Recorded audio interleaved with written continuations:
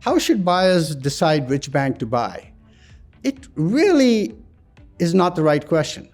Banks should not be buying for the sake of buying. Unfortunately, many of them do.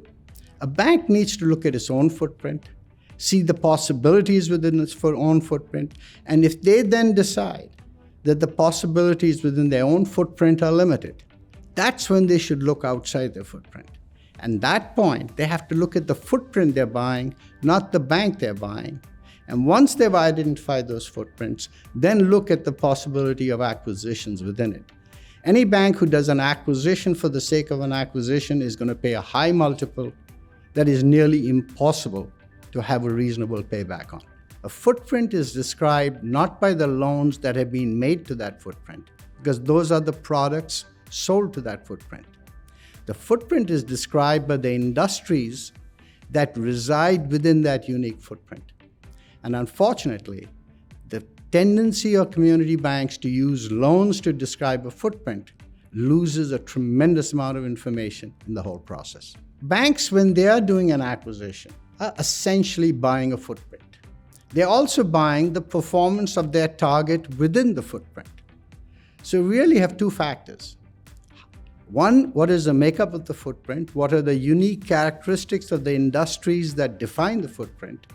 And two, the success of their target in penetrating that footprint versus the competition in the marketplace. All of these factors are critical in making a proper judgment on the type of acquisition. There's a traditional source of information that all buyers look at, and that's the financials of the target. And to do that, they use the loan tapes of the target. Well, fortunately, the loan tapes of the target contain tremendously valuable information regarding the industries that these loans are made to.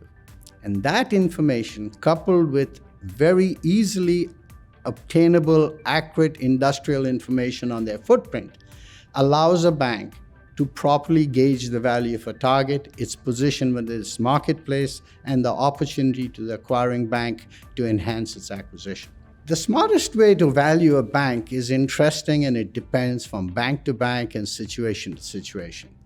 Traditional analytics does a good job of looking at the financials and the numbers. But if they're not done in the context of the footprint and the industries that inhabit it, their unique financial characteristics, and the target bank's ability to penetrate those industries, the initial analysis starts to lose its value.